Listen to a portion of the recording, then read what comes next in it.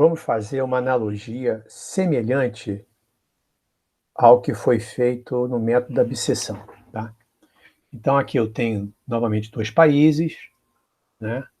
E eu estendo uma corda, essa corda que está aqui em vermelho escuro, em duas árvores, tá certo? E eu quero saber em que lugares essa corda passou na fronteira dos países. Então, é muito semelhante à abscissão. Só que dessa vez, eu pego uma corda auxiliar, tá? Também contínua. Só que essa corda eu estico ela entre as duas árvores, tá certo? E faço o seguinte, e digo que o ponto onde essa segunda corda esticada cruza a fronteira pode ser um bom lugar para se começar a procurar aonde a outra corda, a primeira corda, que eu não sei se está esticada ou não, cruza a fronteira. Tá legal? Então, na verdade, esse é a ideia que está por trás do método da falsa posição, da posição falsa. O que é interessante sobre esse método, é que esse método documentalmente tem mais de 3.800 anos. Ele vem sendo usado na história nos últimos 3.800 anos, documentado, pode ser inclusive que antes já fosse utilizado. Não exatamente para esse tipo de problema, mas a mesma ideia por trás, ou seja, você estipula uma posição errada, uma posição falsa, uma regra falsa, e a partir dessa regra falsa você tenta aproximar a posição verdadeira. Tá certo? Então, isso aí, inclusive no final dos links finais, eu tenho algumas indicações para vocês, se vocês quiserem se vocês se interessarem pela história desse método. É muito interessante. Realmente é muito interessante. Há quantos milênios, na verdade, esse método vem sendo utilizado. Tá? Então, essa é a motivação. Vamos tentar ver a matemática que está por trás desse método. Tá? Quer dizer, a razão matemática dele funcionar é a mesma da abscissão. Quer dizer, você tem uma função contínua, não é, no intervalo fechado, em que você garante que nas extremidades dos intervalos as imagens têm sinais distintos. Então, é exatamente a mesma questão que está aqui. Né? O f de A vezes f de B é menor do que zero. Então, aí não tem nenhuma diferença. É exatamente igual. Tá? Agora, vamos tentar montar o método da posição falsa, usando a matemática também. Tá? Então, o que eu faço? Eu pego uma reta, na verdade, um segmento de reta, unindo os pontos AFA e os pontos BFB. Tá certo? Vejo aonde esse segmento de reta cruza o eixo horizontal e defino como esse sendo o ponto x0. Tá certo? Essa aqui é a fórmula do cálculo do x0, mas a seguir eu vou mostrar como é que eu cheguei nessa fórmula aqui. Então, em vez de calcular a média aritmética como um método da abscissão, eu calculo essa fórmula aqui. Tá certo? Vamos ver essa fórmula, por que ela é feita. Exatamente, só para lembrar, quer dizer, na abscissão também, se x0 fosse igual a zero, se a imagem do fx0 fosse zero, estava resolvido o problema. E geralmente não vai ser, tá certo? Então, como geralmente esse f de x0 vai ser diferente de zero, nós vamos continuar. Nesse caso aqui, o f de x0 aqui em cima. Nós vamos continuar a busca. Mas vamos primeiro, antes de continuar a busca e definir o intervalo, vamos ver como é que esse ponto aqui é definido, esse x0. Por que ele tem essa forma?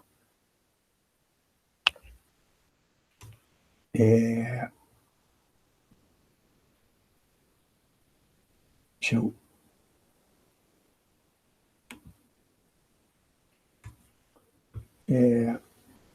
Vamos ver aqui. Então, eu aqui destaquei, desse gráfico aqui, destaquei as coisas que são relevantes, tá certo? Destaquei as coisas que são relevantes. Destaquei esses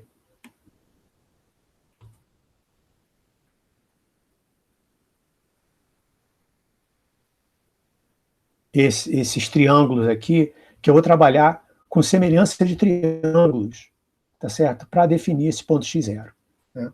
Eu também podia fazer, trabalhando diretamente com equação da reta, passando por dois pontos, mas eu vou fazer por semelhança de triângulos, que eu acho mais intuitivo. Tá? Acho que vocês conhecem melhor a semelhança de triângulo. Então, na verdade, eu quero pegar esse triângulo aqui, cujos vértices são BFB, AFA e BFA, tá?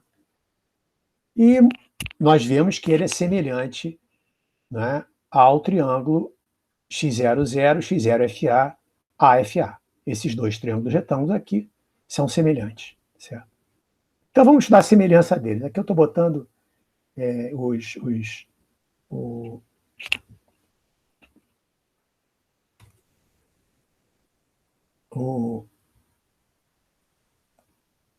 aqui o tamanho de cada cateto, né? Não é isso? Quer dizer, esse cateto aqui, esses dois catetos aqui, a razão desses dois catetos vai ser igual à razão desses dois catetos aqui, tá certo? Então, estou colocando o tamanho dos catetos, esse aqui é 0 menos f de A, não é isso? Ponto 0 menos f de A. Né? Esse aqui é f de B menos f de A. Esse comprido aqui é B menos A, e esse menorzinho aqui é x0 menos A. Tudo bem? Se você for olhar aqui, você vê exatamente essas medidas. Tá? Então, nós temos que x0 menos A sobre B menos A, né? x0 menos A sobre B menos A, está, né? Tem a mesma proporção, tem a mesma razão, desculpa, que o 0 menos f de A sobre f de B menos f de A. E agora eu só vou desenvolver, né, essa igualdade. Tá? Vou passar o B menos A aqui para cima, o 0 desaparece, mas fica o sinal negativo. Vou passar o A para o lado direito, vai ficar com o sinal positivo. Vou colocar o mesmo denominador comum, tá? Isso vai levar a que o AF de A e o menos AF de A se cortem, e eu vou terminar exatamente com a fórmula que eu mostrei para vocês lá em cima. x0 é igual a essa razão aqui. Tudo bem? Depois faço a conta devagar, mas é realmente muito simples. Tá? Então, calculado x0, nós temos que calcular, né, nós temos que encontrar um novo intervalo. Tá certo?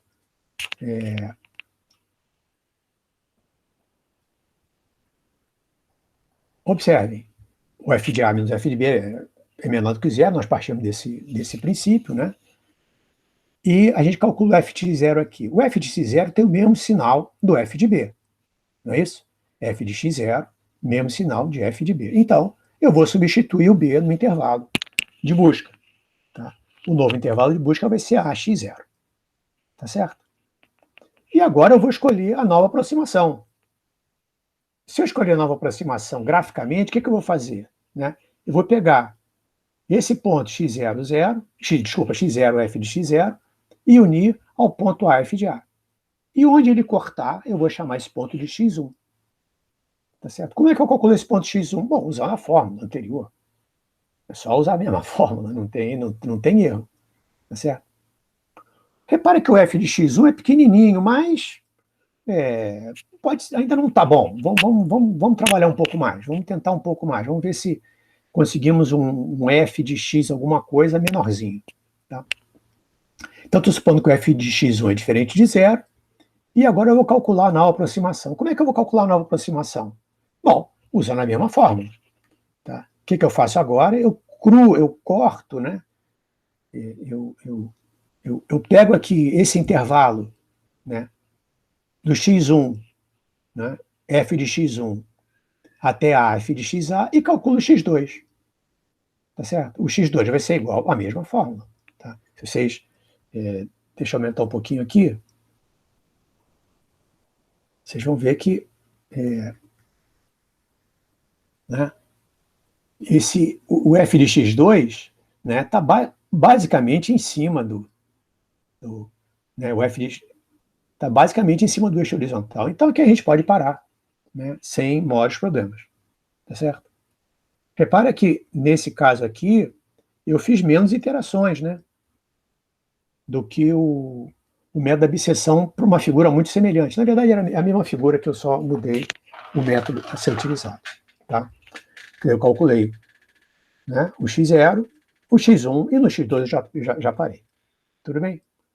Então, essa é a ideia básica do método da falsa posição, e nós vamos, no próximo vídeo, ver como é que a gente faz a programação desse método. Por agora, tá bom.